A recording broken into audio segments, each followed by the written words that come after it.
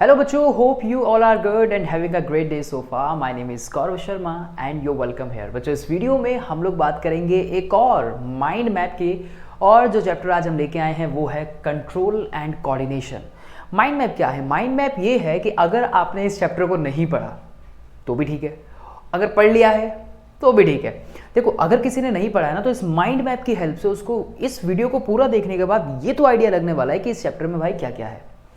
और अगर किसी ने ये चैप्टर अच्छे से पढ़ रखा है तो 110% उसका जो रिकॉल होने वाला है ना, ये चैप्टर जो रिवीजन होने वाली है कम टाइम में ज़्यादा उसको मिलने वाला है अल्टीमेटली। सो यस, ऐसे ही हम लोगों ने और भी चैप्टर्स के बच्चों माइंड मैप बनाए हैं जो आपकी क्विक रिवीजन में या क्विक चैप्टर को समझने में हेल्प करेंगे। आपको करना क्या है, आई बटन पे जाके क्लिक कीजिए और जाके वहाँ प्लेलिस्ट में अपना डिज़ायर्ड चैप्टर जो है उठा लीजिए। माइंड मैप के अलावा आपको चैप्टर्स के वन शॉट वहाँ पे मिलने वाले हैं, उसके अलावा important questions, MCQ, case study based question, assertion, reason, there is a lots of list और द प्लेलिस्ट, राइट। जाइए, क्लिक कीजिए, नए हैं चैनल पे तो सब्सक्राइब कीजिए। चलिए, उससे पहले हम लोग शुरुआत करते हैं अपनी इस माइंड मैप की जो है कंट्रोल एंड कोऑर्डिनेशन से। बच्चों, कंट्रोल एंड कोऑर्डिनेशन चैप्टर में हम लोग क्या देखते हैं? बेसिकली यहाँ पे कंट्रोल एंड कोऑर्डिनेशन का मतलब है जो आपकी बॉडी में एक बैलेंस बना के चले चीज़ों का, राइट। कोई भी स्टिमुलाई जब आता है, यहाँ जो शुरुआत होती है इस चैप्टर की वो होती है स्टिमुलाई से। स्टिमुलाई क्या है? स्टिमुलाई वो है जिसका आपकी बॉडी रेस्पॉन्ड कर रही है। बेसिकली आप अगर बाहर ठंड है तो आपको कैसा लगेगा? ऑब्वियस ही बात है सर, हमें जो है वो ठंड लगनी स्टार्ट होगी। बाहर अगर 50 डिग्री सेल्सियस टेम्परेचर है तो क्या होगा? ऑब्वियस ही बात है, हीट आपको फील होगी, right. So what is that is a stimuli. आप क्या कर रहे हैं? आप इसको ले रहे हैं, आप इस ठंड को, इस गर्मी को आप फील कर पा रहे हो और देन आप उसका रेस्पॉन्ड कर रहे हैं। सपोज मैंने आपका हाथ जो है वो किसी हॉट ऑब्जेक्ट पे रख दिया, और हॉट ऑब्जेक्ट पे रखने के बाद आपने क्या किया? ऑब्वियस ही बात है, ये तो नहीं बोलेंगे ना हो मज़ा आ रहा है। तो मैंने आपका हाथ हॉट ऑब्जेक्ट पे रखा, और हॉट ऑब्जेक्ट पे रखने के बाद आपने क्या किया? आपने तुरंत अपना हाथ जो है वहाँ से वो हटा लिया, या आपको जब फील हुआ कि अरे यार तो गर्म है, आपने अपना हाथ हटा लिया। तो that you are responding to the stimuli. Stimuli हमारे सराउंडिंग से आती है, स्टिमुलाई हमारे सराउंडिंग से आती है जिसका हमारी बॉडी रिस्पॉन्ड करने में सक्षम होती है, केपेबल होती है, राइट। हमारी बॉडी, अदर एनिमल्स की बॉडी, इवन दो प्लांट्स की बॉडी भी, राइट बच्चों। सो यस, ये है स्टिमुलाई जिसके इर्द गिर्द ये चैप्टर जो है वो पूरा घूमता है। मैंने यहाँ पे स्टिमुलाई वर्ड नहीं डाला है जानबूझ के, क्योंकि मैं चाहता था कि आपको स्टिमुलाई की शुरुआत कुछ इसी तरीके से करवाऊँ। अब स्टिमुलाई क्या हो सकता है? स्टिमुलाई कोई हीट हो सकती है, स्टिमुलाई कोई कोल्ड हो सकती है, मतलब ठंडा। स्टिमुलाई जो है वो आपका टचिंग हो सकती है, किसी चीज़ को जब आप टच करते हैं तो। लाइट हो सकती है, टेम्परेचर है, there is lots of things जो कि एक स्टिमुलाई का काम करती है, आपके एनवायरमेंट से आती है, और आपकी बॉडी जो है, इवन प्लांट्स की बॉडी उसका फिर आगे जाके रेस्पॉन्ड करती है। होप कि आपको ये पॉइंट तो अच्छे से बच्चों समझ आ गया होगा। आगे चलते हैं, पहले पॉइंट पे बात करते हैं बच्चों। शुरुआत करते हैं प्लांट से। देखिए, प्लांट्स और हमारे अंदर यानी कि ह्यूमंस को बेसिकली आप इस चैप्टर के अंदर डिस्कस करते हैं, तो हमारे अंदर और प्लांट्स के अंदर एक बेसिक डिफरेंस जो है वो ये है, हमारे पास नर्व सेल्स होती हैं लेकिन प्लांट्स के पास नर्व सेल्स नहीं होती। प्लांट्स के पास नर्वस टिश्यू नहीं होता, हमारे पास नर्वस टिश्यू होता है। क्या काम होता है नर्वस टिश्यू का, उसके बारे में भी हम आगे यहाँ पे बात करेंगे। सो प्लांट्स में बच्चों मूवमेंट्स होती है, बिल्कुल होती है सर। प्लांट्स में मूवमेंट्स कैसे होती है? प्लांट्स में होने वाली मूवमेंट्स को हम ट्रॉपिक मूवमेंट्स के नाम से भी जानते हैं, ठीक है। अब देखो, यहाँ कई तरह की मूवमेंट होती है जो प्लांट शो करते हैं, जैसे कि फोटोट्रोपिज्म। फोटो का मतलब होता है light and tropism related to the movement. तो फोटोट्रोपिज्म दैट मीन्स कि मूवमेंट टुवर्ड्स द लाइट, जैसे कि शूट शो करती है एक पॉजिटिव फोटोट्रोपिज्म को, यानी कि शूट डेवलप होती है प्लांट्स की तरफ, राइट, लाइट की तरफ। जियोट्रोपिज्म, जियो का अर्थ होता है, जियो का मतलब होता है अर्थ, बेसिकली अर्थ, हिंदी वाला अर्थ नहीं, यहाँ पे मैं पृथ्वी वाला अर्थ यहाँ पे जोड़ूंगा। जियोट्रोपिज्म, जियो का मतलब होता है ग्रेविटी या फिर अर्थ या टुवर्ड्स से ग्रेविटी। अब ट्रोपिज्म यानी कि जियोट्रोपिज्म जो है वो दो टाइप से होता है, पॉजिटिव जियोट्रोपिज्म, नेगेटिव जियोट्रोपिज्म। अगर मैं यहाँ पॉजिटिव जियोट्रोपिज्म की बात करूँ तो रूट्स जो हैं वो किधर जाती हैं? वो रूट जो है वो ग्राउंड की तरफ मूव करे, जबकि स्टेम जो है या शूट सिस्टम जो होता है वो ऊपर की तरफ जाता है। That's show the negative geotropism.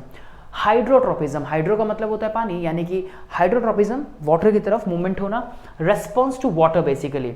Chemotropism, chemotropism जो होते हैं या कीमोट्रोपिज्म्स जो होते हैं, growth of the pollen tube towards a chemical produced by the ovule, यानी कि पॉलन ट्यूब का बनना वो एक कीमोट्रोपिज्म का एग्जांपल है। जो बच्चे पढ़ चुके हैं वो बात ये जानते हैं, जिन्होंने नहीं पता है और वो बात ये बच्चे सीख रहे हैं। तो ये अलग अलग टाइप्स की मूवमेंट्स हमें देखने को मिलती है प्लांट्स के अंदर, जिसका प्लांट जो है वो रेस्पॉन्ड कर रहे हैं अपने स्टिमुलाई के अकॉर्डिंगली। अब फोटो यहाँ पे लाइट जो है वो स्टिमुलाई है, प्लांट उस लाइट का रेस्पॉन्ड कर रहे हैं, that is showing there response, right. उसके अलावा यहाँ बात करते हैं हम प्लांट हार्मोन के बारे में। देखिए आपकी बॉडी में भी हार्मोन्स बनते हैं, लेकिन आपकी बॉडी में इन हार्मोन्स को बनाने वाली स्पेसिफिक ग्लैंड्स होती हैं, जबकि प्लांट्स के पास इस तरह की कोई ग्लैंड नहीं है, ठीक है। तो प्लांट्स एक केमिकल्स को रिलीज करते हैं, प्लांट हार्मोन जिसे हम बोल रहे हैं, जो प्लांट की ग्रोथ में हेल्प करते हैं, और कुछ ऐसे हार्मोन्स होते हैं जो ग्रोथ को इनहिबिट करने में हेल्प करते हैं, यानी कि कुछ ग्रोथ कराने में हेल्प करते हैं, कुछ ग्रोथ रेगुलेटर होते हैं और कुछ इनहिबिट करने वाले होते हैं, जैसे कि ऑक्सिन है, जिब्रेलिन है, साइटोकाइनिन है, एबी है, एबीए यानी कि एब्सिसिक एसिड, एबीए, इथाइलिन आप लोग यहाँ पे ज्यादा पढ़ते नहीं हैं, आप 4 हार्मोन्स पे प्लांट मेजरली फोकस करते हैं। इथाइलिन एक गैसियस फॉर्म के अंदर देखने को मिलता है और राइपनिंग में हेल्प करता है, मैच्योरिटी लाने में हेल्प करता है प्लांट्स के अंदर, फ्रूट्स के अंदर, लीव्स के अंदर, फ्लावर के अंदर एक्सेट्रा। जबकि कुछ ऐसे होते हैं जो ग्रोथ को रोकते हैं, जैसे कि एबीए, एब्सिसिक एसिड, जिसे हम इनहिबिटर के नाम से भी जानते हैं, और इन बाकी के जो हार्मोन्स हैं इन्हें हम प्लांट ग्रोथ रेगुलेटर्स के नाम से भी जानते हैं, यानी कि पीजीआर इन शॉर्ट। ये लिख लीजिएगा साइड में रफली, राइट। एंड उसके बाद बच्चों हम बात करते हैं यहाँ पे ह्यूमंस में, यानी कि टाइप्स ऑफ ग्लैंड्स के। अब देखिए हमारे बॉडी के अंदर 2 टाइप्स की ग्लैंड्स देखने को मिलती है, एक होती है एंडोक्राइन पोर्शन और एक होता है एक्सोक्राइन पोर्शन। देखो एंडो और एक्सो 2 वर्ड हैं यहाँ पे। एंडो का मतलब होता है जो अंदर ही अंदर जो है जाके मिल जाते हैं, जबकि जो एक्सोक्राइन होता है उसका मतलब होता है with duct. Endocrine portion ductless होता है, जबकि एक्सोक्राइन पोर्शन विद डक्ट होता है। अगर मैं इनके फर्दर एग्जांपल देना चाहूं तो एक्सोक्राइन का मतलब यानी कि जो चीज बॉडी से बाहर आ रही है, फॉर एग्जांपल स्पर्म्स का बॉडी से बाहर आना, सेल है स्पर्म जो होती है उनका बॉडी से बाहर आना, गैमीट है। उसके अलावा मिल्क, मेमरी ग्लैंड से मिल्क का सिक्रीट होना, जिससे जो मदर होती है वो अपने यंग वन को नरिशमेंट प्रोवाइड कराती है। तो that is the part of the exocrine portion बच्चों, ठीक है। 2 एग्जांपल ध्यान रखिएगा। एंडोक्राइन पोर्शन जो डक्टलेस होता है वो डायरेक्टली जाके ब्लड के अंदर मिल जाते हैं, जिन्हें हम हार्मोन्स के नाम से भी जानते हैं। And what are hormones? Hormones are the non nutrient chemical substances. Hormone क्या है? नॉन न्यूट्रिएंट केमिकल सब्सटेंसेस, जो कि एक एंडोक्राइन पोर्शन का पार्ट है, डक्टलेस पोर्शन का पार्ट है। जाके ब्लड में डायरेक्टली मिल जाना एंड देन अपनी फंक्शनिंग करना, जैसे कि पिट्यूटरी ग्लैंड है, ग्लैंड जो हार्मोन का रिलीज सिक्रीशन करती है, pituitary gland, thyroid gland, thymus gland, adrenal gland, ठीक है। पिट्यूटरी ग्रोथ हार्मोन को रिलीज करती है। अब ज्यादा ग्रोथ होना, कम ग्रोथ होना, ये भी एक बॉडी का पार्ट है। 2 वर्ड आप लोग और पढ़ते हैं यहाँ पे, जाइगेंटिज्म और ड्वार्फिज्म। जब ओवर सिक्रेशन होता है ग्रोथ हार्मोन का तो जाइगेंटिज्म, लो सिक्रेशन ड्वार्फिज्म की तरफ लेके जाती है। Thyroid, thyroxine hormone, thyroid gland आपके मेटाबॉलिक रेट को भी कंट्रोल करती है, सिंथेसिस सिक्रीशन, और उसके अलावा मेटाबॉलिज्म में हेल्प करती है, प्रोटीन के, कार्बोहाइड्रेट के, फैट्स के। थाइमस ग्लैंड इम्यूनिटी प्रोवाइड कराने में अपना रोल प्ले करती है। एड्रीनल, नाम से ही पता रख रहा है, एड्रीनल, रेनल वर्ड आप लोगों ने पढ़ा था लाइफ प्रोसेस चैप्टर के अंदर किडनीज के लिए। तो एड्रीनल यानी कि रिनल के ऊपर जो एड है। उसके अलावा अगर मैं बात करूँ, ये एड्रेनलिन हार्मोन को रिलीज करती है, जिसे हम फाइट एंड फ्लाइट हार्मोन के नाम से भी जानते हैं। शेर सामने आ गया तो क्या होगा? घबरा जाएंगे ना। तो यानी कि उस पसीना पसीना हो जाना, ब्लड प्रेशर अनकंट्रोल हो जाना, हार्ट बीट तेज हो जाना, एड्रेनलिन ग्लैंड जो है करती है। पैनक्रियाज ब्लड शुगर लेवल को कंट्रोल कराने का काम करती है, जब ये सिक्रीट करती है हार्मोन इंसुलिन, राइट। उसके अलावा गोनैड्स की बात करते हैं, गोनैड जिसमें हम टेस्टिस मेल्स में, ओवरीज फीमेल्स में बात करते हैं, और ये अपने ओवेरियन हार्मोन ओवेरी सिक्रेट करती है, जबकि टेस्टिस जो है वो मेल में टेस्टोस्टेरोन का सिक्रीशन करते हैं। टेस्टोस्टेरोन हार्मोन जो कि आपके सेकेंडरी सेक्सुअल कैरेक्टर्स के लिए रेस्पॉन्सिबल होता है, और ये सेकेंडरी सेक्सुअल कैरेक्टर कब रिलीज होते हैं? During the age of puberty, right. Ovaries, estrogen और प्रोजेस्टेरॉन, 2 हार्मोन्स आपको देखने को मिलते हैं यहाँ पे, एस्ट्रोजन और प्रोजेस्टेरॉन, जो कि क्या करते हैं? जो कि फीमेल्स में सेकेंडरी सेक्सुअल कैरेक्टर्स को कंट्रोल करते हैं, राइट। उसके अलावा बच्चों यहाँ बात करते हैं हम किसकी? नर्वस सिस्टम इन ह्यूमंस में नर्वस सिस्टम की अगर बात करें तो यूनिट ऑफ नर्वस सिस्टम जो है, जो कि एक न्यूरॉन है। न्यूरॉन्स क्या करती है? न्यूरॉन बनाती है नर्वस सिस्टम को। आपकी बॉडी में न्यूरॉन्स का जाल जो है फ्रॉम हेड टू टो देखने को मिलता है। उसके अलावा पार्ट्स ऑफ न्यूरॉन की अगर बात करूं, एक न्यूरॉन के अगर पार्ट की बात करो तो जिसमें मेन बॉडी होती है सेल बॉडी, डेंड्राइट्स और एक्सॉन। तीनों पार्ट्स बनाएंगे जब भी आप इसका डायग्राम को शो करेंगे बच्चे। उसके अलावा न्यूरॉन्स के टाइप्स होते हैं, जैसे कि सेंसरी न्यूरॉन जो आपको सेंस करने में हेल्प करती है, मोटर न्यूरॉन और रिले न्यूरॉन। मोटर न्यूरॉन जो आपकी इफेक्टर मसल्स के साथ प्रेजेंट होती है। फॉर एग्जांपल आपने हॉट ऑब्जेक्ट को टच किया तो टच करने पे आपकी जो सेंसरी न्यूरॉन है उसने सेंस किया, आपको फील हुआ और इतनी देर में तो आपने हाथ भी हटा लिया, मैसेज गया सेंट्रल नर्वस सिस्टम में। रिले न्यूरॉन ने काम किया, मोटर न्यूरॉन को बोला, मोटर न्यूरॉन ने मसल्स को बोला भाई हाथ हटा नहीं तो इंजरी हो जाएगी।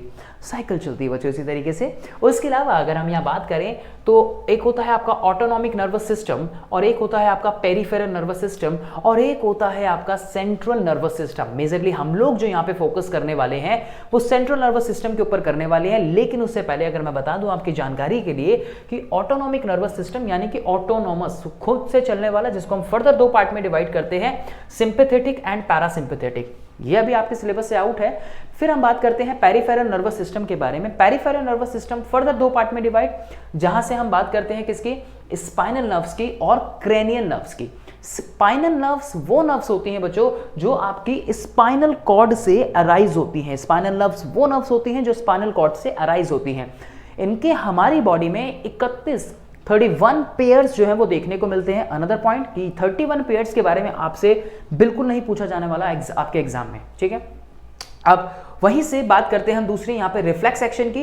रिफ्लेक्स एक्शंस कैसे होते हैं, rapid autonomic response reflex action होते हैं जो कि इनवॉलेंट्री भी हो सकते हैं और सडन एक्शंस भी हो सकते हैं। मैंने कहा ना कि आपने हॉट ऑब्जेक्ट को टच किया तो आप ये थोड़ी सोचेंगे हो गर्म तवा है क्या करूं, हाथ हटाऊं ना हटाऊं, इतनी देर में तो इंजरी हो जाएगी ना। तो ये न्यूरॉन्स, ये रिफ्लेक्स एक्शंस यानी कि इस तरह की जो नर्व्स हैं ये आपको बचाती हैं। ये नर्वस सिस्टम जो है आपका आपको रिफ्लेक्स एक्शंस देके आपकी बॉडी का स्टिमुलाई का रेस्पॉन्ड करके बहुत सी मेजर इंजरीज से हमारे डे टू डे लाइफ में ये सिस्टम्स हमारे बचाते हैं बच्चों। उसके अलावा एक रिफ्लेक्स आर्क जो कि अल्ट्रा इंपॉर्टेंट है, कई बार प्री बोर्ड्स और बोर्ड में सवाल आया है रिफ्लेक्स आर्क को लेके।